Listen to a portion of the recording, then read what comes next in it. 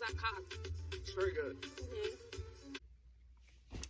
Hi everyone and welcome back, and tonight I'm going to be doing the usual, which is reviewing Real Housewives of Miami. This is going to be episode 5. Just so you guys know, I'm really upset right now because I just recorded this whole review and I was at the very end, and all of a sudden my phone did something, just stopped recording, and it never the video never saved. So this is my second time going around doing this, and it's 3 a.m. right now, so I'm going to try to speed through this because I just went through this whole thing and then my phone glitched. So I apologize if this review is not going to be that great. I'm going to do my best. But anyway, overall this was a good filler episode. Martina and Julia, they kick off the episode. Julia's milking the cow. Martina comes in. They joke around, talking about how you don't give me a foot massage, but you're gonna, put your hands on the goat's udders. They seem to be over the whole situation from last week, thank God. Julia keeps saying that, she flirts a lot, but Julia knows that she comes home with her every night. Yes, but you still shouldn't be doing that. So, I mean, I don't think in real life, outside the cameras, Adriana and Julia are really flirting like that. I think they're just doing that for the cameras to stir up mess and controversy and to trend every week and to stay on the show. I don't think they really are like that in real life. I mean, who knows? I just feel like when you're in a relationship, you shouldn't be flirting that hard. Period. They discussed the party with Gertie and Adriana. That was pretty much it. Nothing too deep. Alright, next, Gertie and her husband. I know I was really hard on Gertie last week, but that's because I have a lot of respect for Gertie because she's a self-made woman and she is so talented at what she does. So it's like, I don't know if this show can best highlight her because she comes off as too much, and she has admitted that in the show, and I'm trying to get used to that. But I just feel like I would love to see her in David to Tara, My Fair Wedding, if you know the show. I really love designing over-the-top reception spaces for my brides. When they open their eyes and see what I've created, it's one of my favorite moments in the show. I'm excited. She would be amazing at that. I'm not saying I don't want to see her on Real Housewives. I just don't know, if she's built for it. That's the word I'm looking for. I don't think she can handle drama and confrontation that well. I think this is the only drama she got into with Adriana last week. I don't think she does anything else. She's just this go-getter, happy girl, and that's fine. But it's I don't think she could handle being in the mess, being in the drama, being a bone collector, or whatever that comes with this territory. So anyway, her body looks good. Her wig looks a little bit better. Gertie, I know you can do better with those wigs. Girl, your wigs, last week your wig was literally like this. You always have your dehydrated edges out. Girl, slick them down, oil them, something. It's why are your wigs pulled back like that? And you should, there's no part showing, really. It's just a cheap part. Gertie, I know you make more money than me, so you should be able to afford a proper lace. You don't even have to spend a lot of money on a lace. There are plenty of laces under $500, $250, $300. You could find a nice lace. You can even get one good lace that will last you some time. I think those will last you pretty much forever, for what I understand. Girls in the hood, they get $250 laces and they look way better than what you're wearing. I don't know how much lace fronts are in Miami, but go online. You're on TV, and I don't want to see no dehydrated edges, and your wig should be here, not up here. And then you should have a part with some scalp showing, not just rolled up together hair. Gertie, you can do better.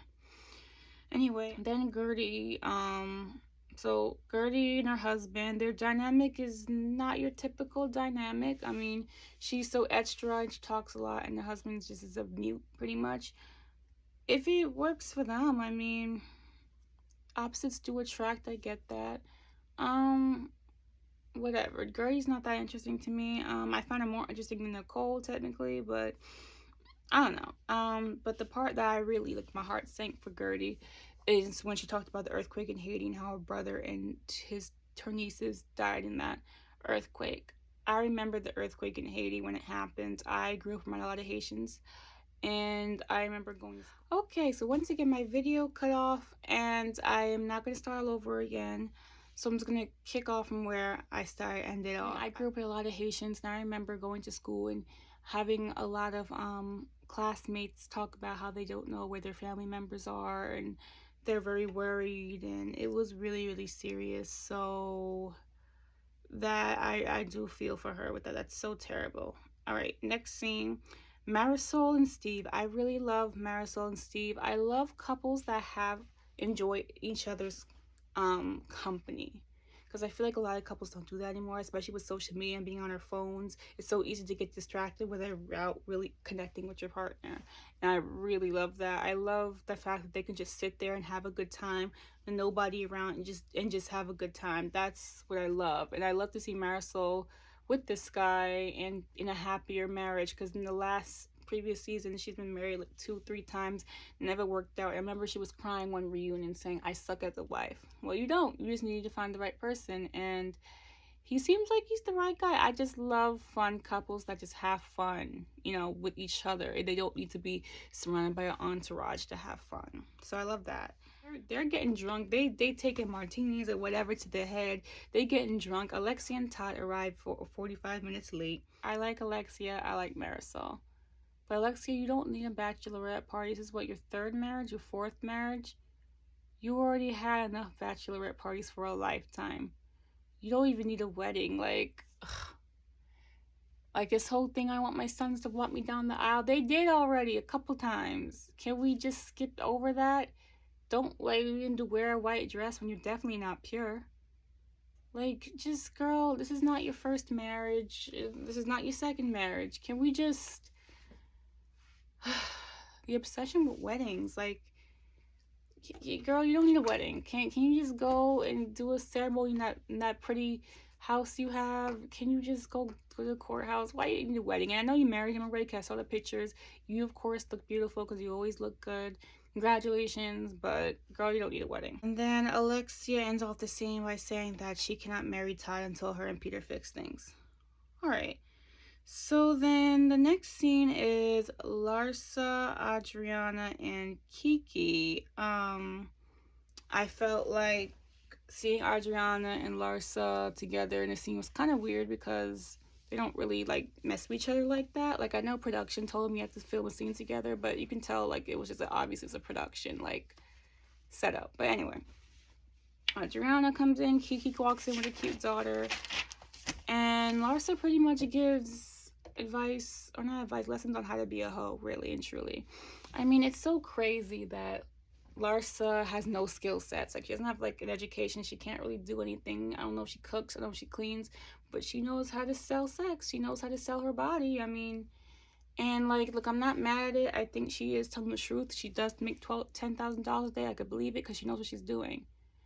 It's like, at the end of the day, we live in a world where you gotta milk every little skill you have. So whether your skill is hoeing or being a surgeon, you gotta milk it and profit off of that. The fact that she knows in detail what to do, like, oh, you need to charge more for every time you show more skin. Adriana, your feet are worth $5, which is shady but funny. I do enjoy Larsa. I'm enjoying Larsa a lot this whole season. I am. I don't think she's that bad. I mean, she's not the type of girl that I would hang out with, but she's not that bad. All right, so Nicole has this scene with her mom. Nicole is just not interesting. She talks about what her mom is a stupid ride or die woman that will stand by a man that will never stand by her. You're telling me he was in jail, then as soon as he's out of jail, he goes and gets with a bunch of hoes, and you're still, I need to find the good in him, and I don't want to hold that energy, girl, but he will never do the same for you. Like, stupid. This whole, oh my God, I'm so sad and my mom had to go out and get a job thing. Like, I'm over this. Like, I do understand how it could be traumatic as a kid, but like your mom signed up for this lifestyle and now she's so traumatized because she had to go get a job like everybody else.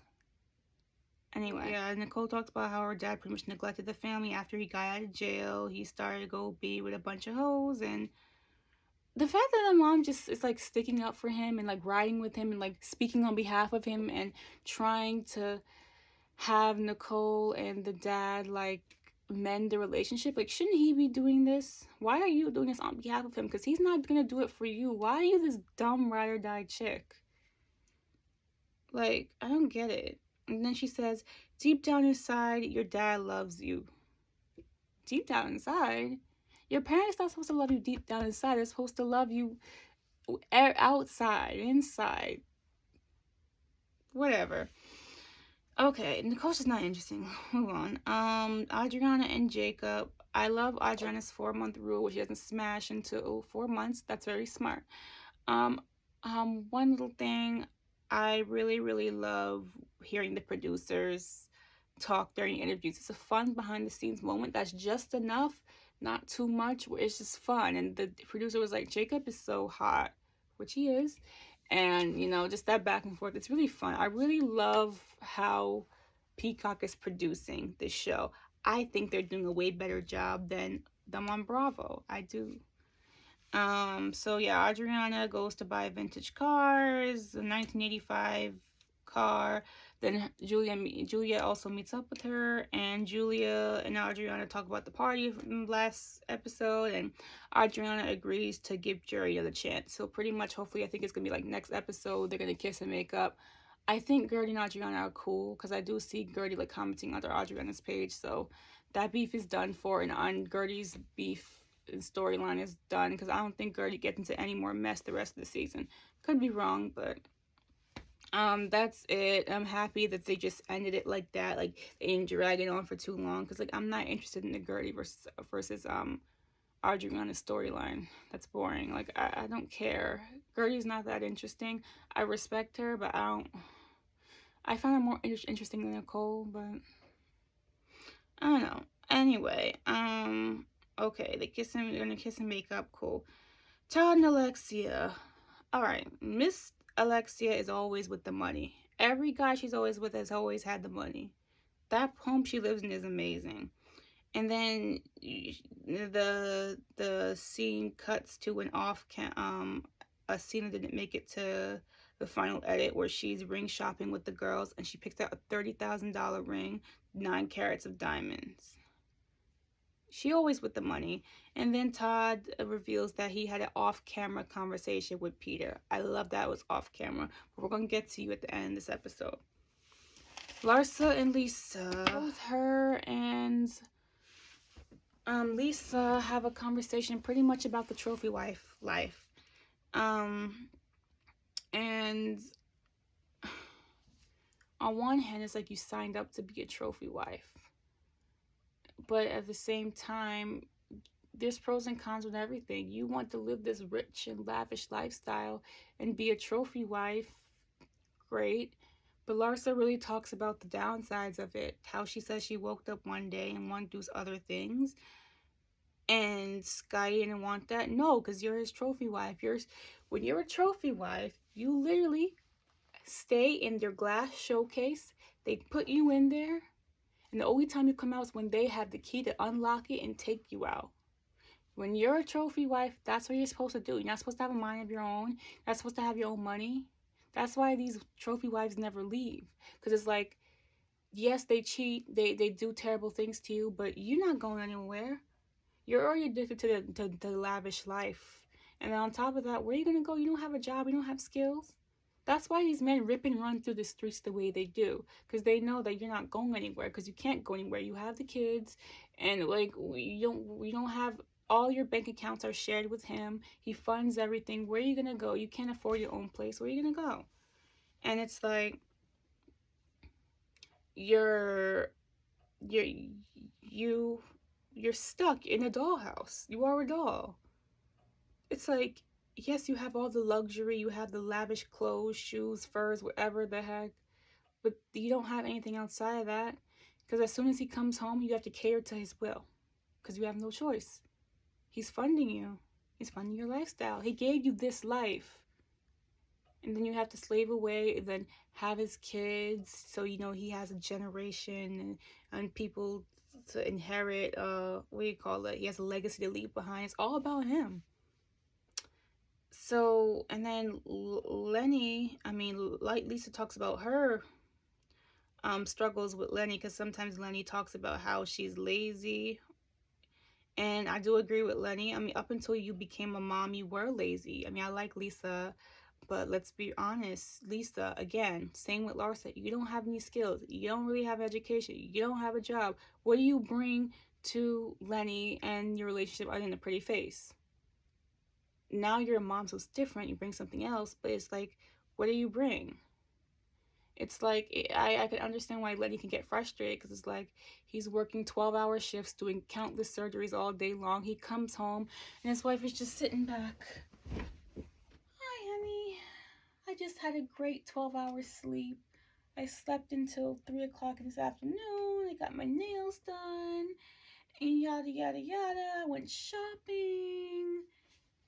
That gets annoying, because it's like, girl, what do you do? Just sit in the house and spend my money all day.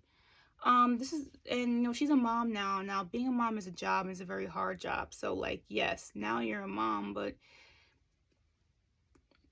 before, what were you doing? And I'm really not trying to sound heartless when I say this, but you don't got the skills, you don't have a job, you don't do anything, and you couldn't even have his kids. That's what I mean. So it's like, yeah, Lisa, what do you do? But again, trophy wife lifestyle. And it's not 100% her fault, because Lenny openly signed up for that. You wanted the beautiful trophy wife, you got it, and then you want to get frustrated when she doesn't do anything? But I don't really think that's the situation anymore, because she's a mom now, so it's a whole different dynamic now. And she does co-own a med spa.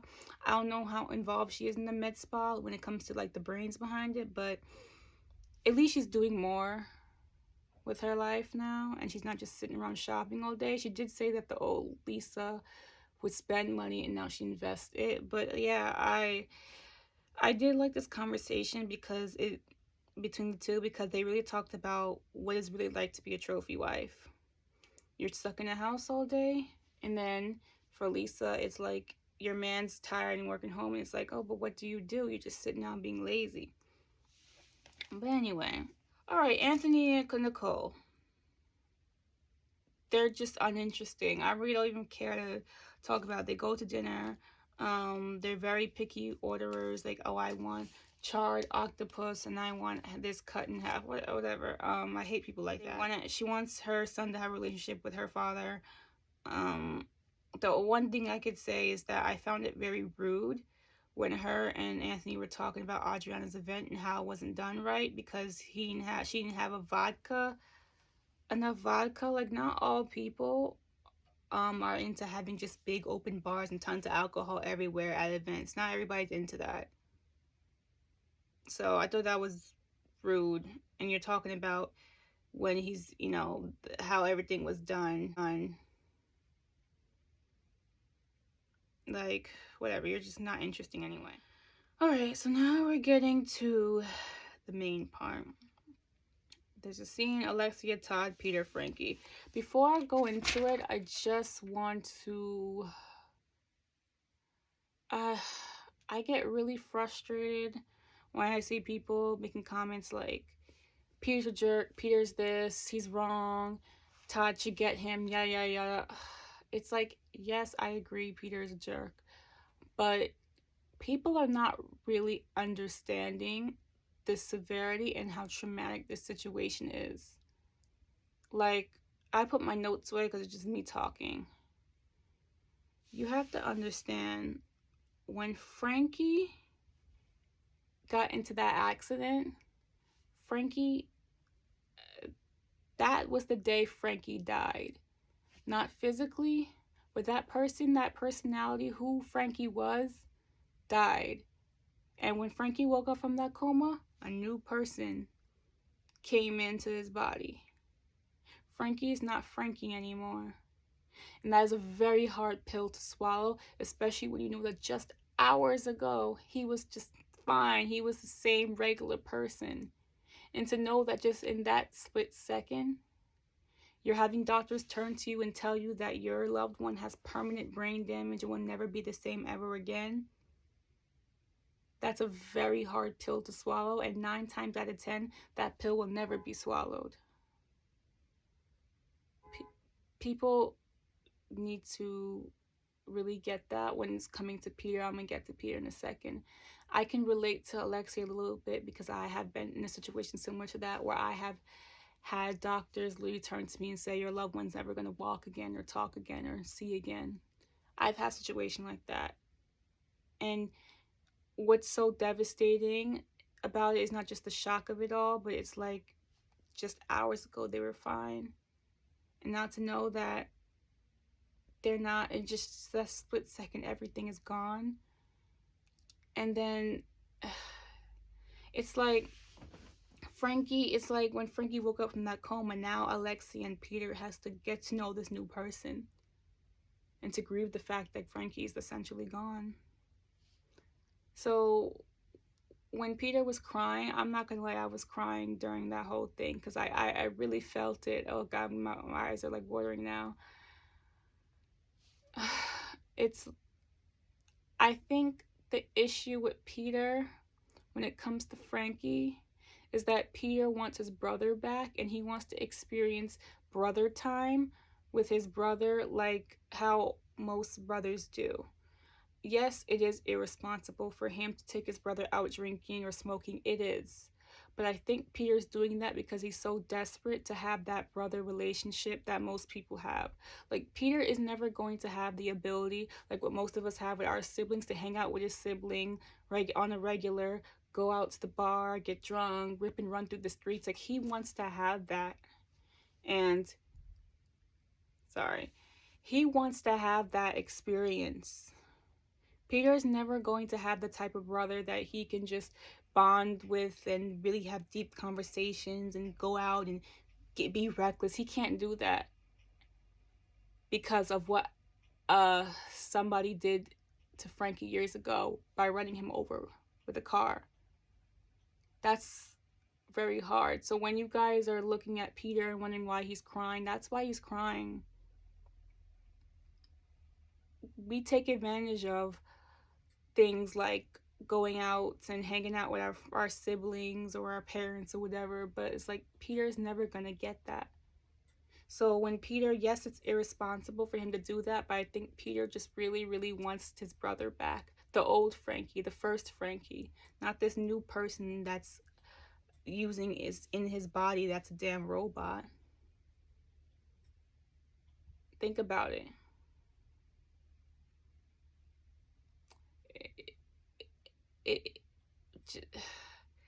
It's so hard. And I've been through something similar with that.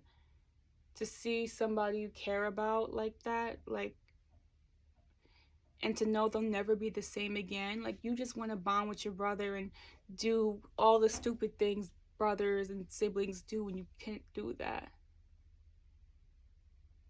So when people are saying Peter is a jerk and he's irresponsible, just think about that. He wants him back so bad, and it's like, you're never gonna get that. And it's like trying to like force it out, but it's not gonna happen, Peter.